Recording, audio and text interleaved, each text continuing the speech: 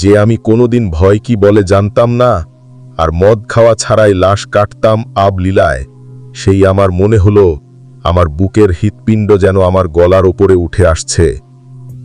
আমি দেখলাম সে জানালার কাছে দাঁড়িয়ে আছে পিছন ফিরে।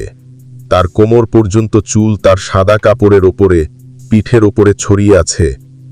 আমার আওয়াজ পেয়ে সে আস্তে আস্তে পিছন ফিরে দাঁড়ালো, আর তার সেই ভয়াল চোখ দিয়ে আমার দিকে তাকালো। হাত দুটি উঁচু করে তুলে ধীরে ধীরে আমার দিকে আসতে লাগলো ঠপ ঠপ করে, আর প্রতি পদক্ষেপের সঙ্গে তার সেই আধহাত বেরিয়ে আসা জিভ দিয়ে টপ টপ করে রক্ত ঝরে পড়তে লাগলো। এই বিভৎস দৃশ্য একলা লাশ ঘরে আমাকে ভয়ে অবশ করে ফেলল।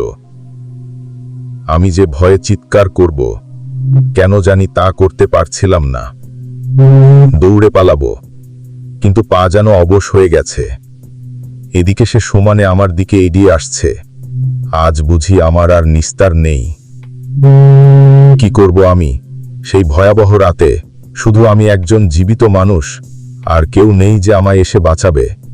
যখন সে আমার প্রায় কাছে চলে এলো, তখন জান বাঁচার স্বাদ তীব্র হয়ে উঠল।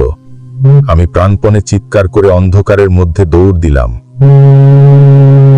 উদ্দেশ্য লাশঘর থেকে যেভাবেই হোক বাইরে চলে আসা, কিন্তু ভীষণ ভয়ে আমি তখন অন্ধকারে দিশেহারা, তাই আর দরজা খুঁজে পাচ্ছিলাম না।